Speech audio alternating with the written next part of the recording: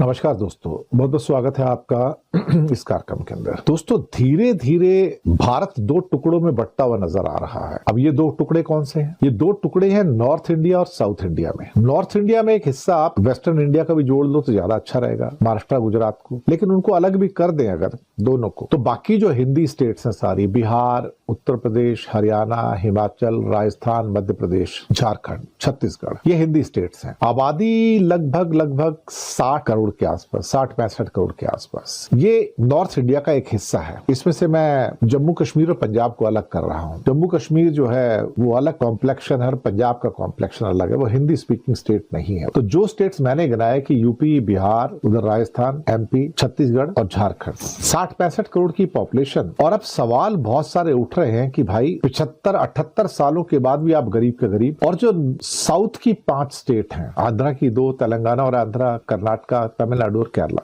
5 state, आबादी 26 करोड़ और पूरे भारत का 1/3 इकोनॉमी यहां से निकलता है। 1/3 इकोनॉमी, करीब 35%, 20% पॉपुलेशन और 35% का उत्पादन। भारत के सबसे ज्यादा पढ़े लिखे लोग इन्हीं 5 स्टेट में रहते हैं। भारत के सबसे ज्यादा अनपढ़ लोग उन्हीं 6 हिंदी स्टेट में रहते हैं जो मैंने गिनाई। तो 6 Hindi state versus 5 so called आपके, जिसे क्या कहते हैं, साउथ इंडियन स्टेट। हालांकि दिल्ली को भी काउंट कर सकते हो, उसके बीच में हिमाचल भी ले सकते हो, हिमाचल, हरियाणा ले लो और दिल्ली ले लो, राजस्थान, यूपी, बिहार, छत्तीसगढ़ और झारखंड, तो करीब 7-8 हो जाते हैं। आबादी करीब 65 करोड़ के आसपास। ये 65 करोड़ उतना उत्पादन नहीं करते जितना साउथ के 26 करोड़ लोग उत्पादन करते हैं। आप हैरान हो गए ना, ये सच बात है, मैं आपको बताऊं। इसलिए नॉर्थ और साउथ का डिवाइड बढ़ता चला जा रहा है। कई लोग कहेंगे आप ये नॉर्थ साउथ के डिवाइड की बात क्यों करते हो, भारत तो एक है। भारत ऊपर से एक दिखता है लेकिन अंदर से अलग है। जैसे कि हम नॉर्थ ईस्ट को कोई तवज्जो नहीं देते। नॉर्थ ईस्ट के लोग जब आते हैं नौकरी वगैरह करने को, तो हमारे नॉर्थ इंडिया में उनको किस निगाह से देखा जाता है, उनको कौन से शब्दों का इस्तेमाल करते हैं कि ऐसी शक्लों वाले लोग यहाँ पर कहां से आ गए। माइंडसेट का फर्क है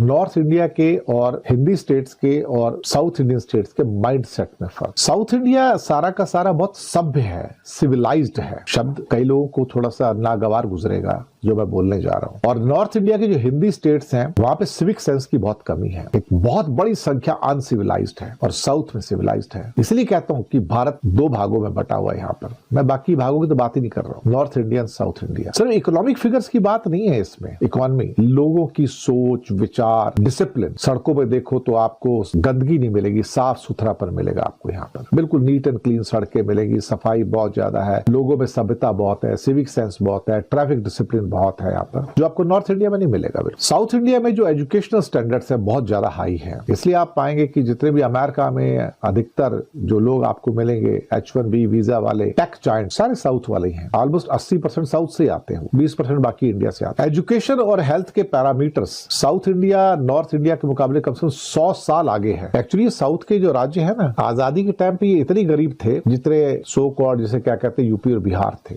उतने ही गरीब थे। लेकिन इन्होंने बहुत मेहनत की वहां पर, अथाह मेहनत की साहब, और अपने आप को इस काबिल बनाया। ये केंद्र सरकार के ऊपर निर्भर नहीं रहे, ये अपनी ताकत पर, अपनी मेहनत पर निर्भर रहे। अपनी एजुकेशन के ऊपर उन्होंने बहुत जोर दिया। अभी एजुकेशन में जोर देना तो केंद्र सरकार का काम नहीं, स्टेट गवर्नमेंट्स का काम था ना। तो स्टेट गवर्नमेंट ने तो एजुकेशन को बढ़ावा दिया नहीं, हेल्थ को बढ़ावा दिया नहीं, तो अनपढ़ रखा उनको। आज जहां नॉर्थ इंडियन स्टेट में आपको जो एजुकेशनल स्टैंडर्ड है वो मुश्किल से 60-65% की लिटरेसी है, वहां पर बहुत ज्यादा होगी 70% के आसपास की।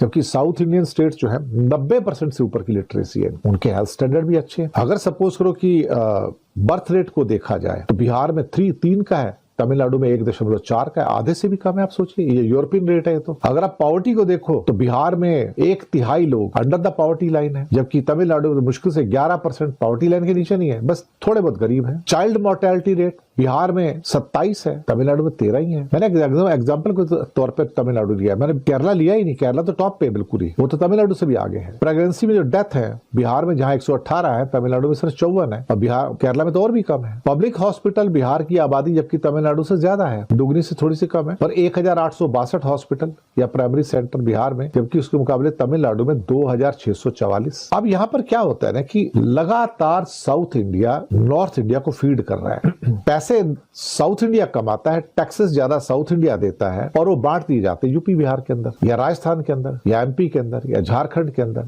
या छत्तीसगढ़ के अंदर। एग्जाम्पल के तौर अगर बिहार आपको केंद्र के खाते में 1 रुपए देता है तो उसको 7 रुपए 3 पैसे वापस दिए जाते हैं इनाम के तौर पर। 7 रुपए 3 पैसे। ये 7 रुपए 3 पैसे कौन कमाता है साहब? 1 रुपए कमाएगा बिहार, उसके ऊपर 6 रुपए 3 पैसे एक्स्ट्रा कहां से आते हैं? ये कौन कमा रहा है साहब? ये यूपी राजस्थान तो नहीं दे रहे ना, ये साउथ वाले दे रहे हैं ना सारे। कैसे देते हैं? जैसे कि तमिलनाडु जो 1 रुपए देता है तो उसको वापसी में सिर्फ 28 पैसे केंद्र देता है, 28 पैसे, 72 पैसे मार लेता है उसमें। कर्नाटक में तो सिर्फ 16 पैसे ही देता है, बाकी 84 पैसे मार लेता है। आप खुद ही सोच लीजिए ये साउथ का क्या हाल है। साउथ तो पेमेंट कर करके मर गया साहब। इनकी भूख शांत नहीं होती, इनकी गरीबी भी शांत नहीं होती, बल्कि साउथ के द्वारा दिया गया पैसा नॉर्थ इंडियन स्टेट्स वाले हजम कर जाते, करप्शन के अंदर खा जाते हैं। मुफ्त का पैसा है ना साहब, मुफ्त की डोल्स और ग्रांट मिल रही है केंद्र। तमिलनाडु के अंदर जाओगे तो आपको automobile, information technology, manufacturing Karnataka में भी, आंध्रा में भी, तेलंगाना में भी और खासतौर से अब तो केरला में भी। जितने भी मेजर सीईओज आपको मिलेंगे, सत्या नडेला, पिचाई और कई और, सब साउथ से हैं। इनका जीडीपी राइज भी बहुत अच्छा है। आप कहोगे मैं डाउनग्रेड क्यों कर रहा हूँ नॉर्थ इंडिया को? मैं कहाँ डाउनग्रेड कर रहा हूँ? मैं ये कह रहा हूँ कि ये लोग अपने पैरों पे ही नहीं खड़े हो पाए। एक्चुअली इन्होंने जरूरत ही नहीं समझी अपने पैरों पे खड़े हैं। हरियाणा ठीक है, दिल्ली भी ठीक है, उसमें हिमाचल भी ठीक ठाक, उत्तराखंड हिली स्टेट से इनको मदद मिल जाती है। लेकिन जब मेजर स्टेट को पैसे ज्यादा दे दिए जाते हैं, उत्तर प्रदेश को 1 रुपए के बदले में 2.5 रुपए वापस मिलते हैं। ये पैसे कौन कमा रहा है उनके लिए साहब? कर्नाटक या तमिलनाडु या केरला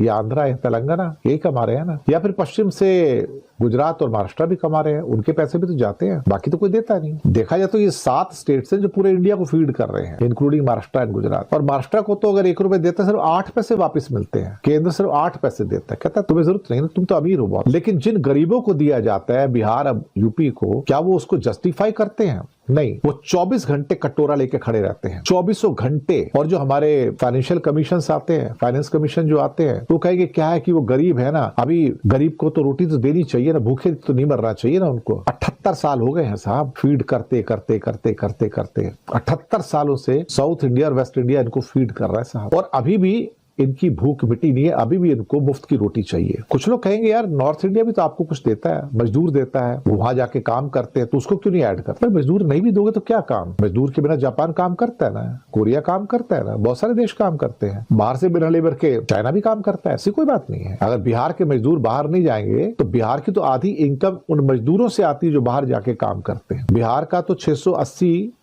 का पर कैपिटा इनकम है और उत्तर प्रदेश का $980 है, जबकि साउथ वाले तो $5000 पे खड़े हैं। 5000 वो $680 में से भी आधा $340 तो रेमिटेंस में आता है, जो लोकल रेमिटेंस है। वो बिहारी जो आपके या यूपी वाला जो निकल के आपके महाराष्ट्र में, गुजरात में, साउथ इंडिया में काम करते हैं, वो पैसे भेजते हैं। अदरवाइज बिहारियों की अपनी कमाई तो $340 भी नहीं है साल की। ये बात तो सच है ना बिल्कुल। अब क्या कहा जाए साहब? कुछ लोग कहते हैं कि वो माइंस भी तो है उनके पास, मिनरल्स भी तो आपको देते हैं, तो मिनरल तो बाहर से ही मिल जाते हैं। मतलब देखिए अब एक स्थिति ऐसी आ गई है ना जहां पर कोयला हमारा बाहर से आता है, बाकी मिनरल्स भी बाहर से आते हैं, हमारे तो लोकल मिनरल्स सब कम यूज हो रहे हैं। तो साउथ इंडियन स्टेट कहते हैं हम भी तो मिनरल्स देते हैं, आंध्र प्रदेश मिनरल देता है, कर्नाटक मिनरल देता है, तमिलनाडु मिनरल देता है, उसमें कौन सी बात है?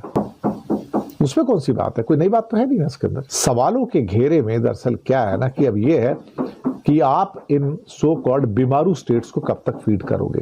ये 78 साल से बीमारू हैं साहब। कोई ये कहे यार 7, 8, 10 साल तक थे, चलो इनकी मदद होगी तो बहुत हो गया। ये परमानेंट बीमारू हैं। ये बीमारू से बाहर नहीं निकलना चाहते, इन्हें दूसरे की रोटी खानी है साहब। कर्नाटक कमा के इनको खिलाएगा, तमिलनाडु खिलाएगा, केरला कमाएगा, तेलंगाना कमाएगा, आंध्र प्रदेश कमाएगा, इनको देगा। और इनको शर्म नहीं आती, ये सब खा पी के हजम कर जाते हैं साहब, लगातार हजम कर रहे हैं। और सरकार बीजेपी की हो या जेडीयू की हो, 20 साल से वही राज कर रहे हैं ना सब। हमें और मदद दो, हमें स्पेशल स्टेट का दर्जा दो, हमें और पैसे दो। लेकिन उनसे पूछो पैसे कमाएगा कौन भाई? Somebody has to earn for you ना, कि कोई तो है जिसको आप कहते हो, केंद्र कहते हो तुम पैसे दो। तो केंद्र के पास पैसे कहां से आते? केंद्र के पास अपना कोई पैसा नहीं है। केंद्र तो एक वर्चुअल एंटिटी है, केंद्र के पास अपना एक भी पैसा नहीं है, सारा पैसा स्टेट से आता है। तो स्टेट से आपका कंट्रीब्यूशन क्या है? बहुत बुरा लगेगा यूपी बिहार वालों को सुन के, लगना भी चाहिए साहब। कितने साल तक तरक्की नहीं करोगे यार तुम? कितने साल तक? कब तक दूसरे तुम्हारी जरूरतों को पूरा करते रहेंगे? अगर ये कहा जाए कि पहाड़ी क्षेत्र है, उत्तराखंड है, हिमाचल है, नॉर्थ ईस्ट है, कश्मीर है, उनको हेल्प करनी है, अंडमान निकोबार को, लक्षद्वीप को मदद करनी है, मैं मानता हूं उनको मदद करनी चाहिए। उनके पास रिसोर्सेज नहीं है, लद्दाख है, उनको पैसे देने चाहिए। नागालैंड को, मणिपुर को, मिजोरम को पैसे देने चाहिए, सिक्किम को पैसे देने चाहिए, अरुणाचल को, त्रिपुरा को पैसे देने चाहिए, अंडमान लक्षद्वीप को पैसे देने चाहिए। लद्दाख को पैसे देने चाहिए, मैं तो खुद कहता हूं, लेकिन इन भरी पूरी स्टेट्स को क्यों पैसे देना भाई? अगर वो दूसरों के सहारे जिंदा रहना चाहते हैं, दूसरों से भीख मांग के जिंदा रहना चाहते हैं, तो कब तक ये 5 साउथ इंडियन स्टेट आपको पालेंगे साहब? दूसरा, ये आबादी भी नहीं बढ़ा रहे, ये तो माइनस में जा रहे हैं इस time. The population is on decline in south India, और ये उसको मार देना चाहते हैं। मतलब पॉपुलेशन भी ये डाउन करेंगे, कंट्रोल करेंगे, और मार भी यही खाएंगे। ऊपर से अब ये डीलिमिटेशन करने जा रहे हैं मोदी जी, और साउथ इंडिया को धक्का देना चाहते हैं, क्योंकि साउथ इंडिया की 5 स्टेट की मुझे जरूरत नहीं है। मुझे नॉर्थ के ये सारे के सारे स्टेट्स मुझे वोट दे देंगे, बीजेपी जीत जाएगी, सारे भगवा है सारे के सारे, ये तो ये काफी है मेरे लिए, मेरे को साउथ की जरूरत ही नहीं है, भाड़ में जाओ। ये सच बात है, मैं आपको बताऊं। साउथ को एक्सप्लॉइट किया जा रहा है, शोषण किया जा रहा है, और शोषण करके उनको पाला जा रहा है। ये 78 साल से देखा जाए तो एक पैरासिटिक रिलेशनशिप है कि कोई पैरासाइट बन के आपके ऊपर जिंदा है। बुरा लगेगा इनको सुन के, लगना भी चाहिए मुझे लगता है, क्योंकि इनके ऊपर आत्मनिर्भर भारत का असर नहीं होता, जबकि साउथ इंडियन स्टेट आत्मनिर्भर हो गए। अब डीलिमिटेशन में इनकी पार्लियामेंट की सीट भी कम कर देना चाहते हैं साउथ की, कि तुम्हारी तो औकात ही कुछ नहीं, तुम्हारी हस्ती कुछ नहीं है। इसलिए मैं कह रहा हूं आपसे, भारत बट रहा है, भारत के अंदर दरारें पड़ रही हैं, भारत एक विघटन की ओर जा रहा है। एक भारत के अंदर 2 देश हैं इस टाइम, एक वो भारत जिसकी मैं नॉर्थ की बात कर रहा हूं, और एक भारत जो दक्षिण भारत है, जो नॉर्थ भारत से 100 साल आगे इस टाइम, 100 साल। उत्तर भारत के पास कृषि बहुत है, कृषि साउथ के पास भी अच्छा खासा कृषि पैदा होती है, ऐसी बात नहीं है। तमिलनाडु में, आंध्रा में, तेलंगाना में, कर्नाटका में, केरला में राइस वगैरह फर्स्ट क्लास पैदा होता है। उनकी डाइट ही वो राइस है, वो गेहूं खाते नहीं है वो लोग, और थोड़ा गेहूं भी पैदा होता है। बाकी फ्रूट्स वहां पे बहुत है, और मैन्युफैक्चरिंग के तो जायंट्स है ना, वो तो जायंट्स एकदम से।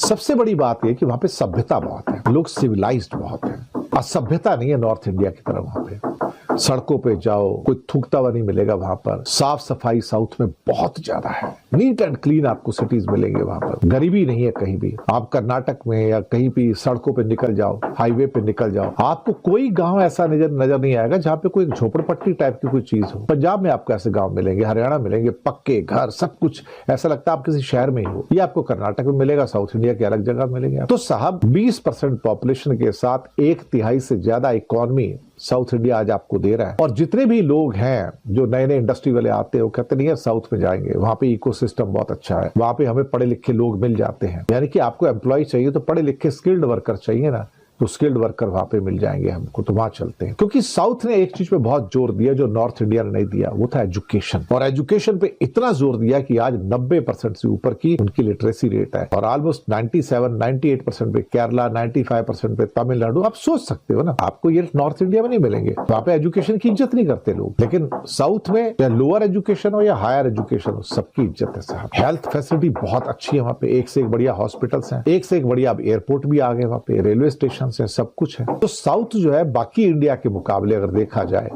तो कम से कम तो 50 से 100 साल आगे हो गया है। और ये उनकी अपनी बदौलत है, ये केंद्र सरकार की बदौलत नहीं है।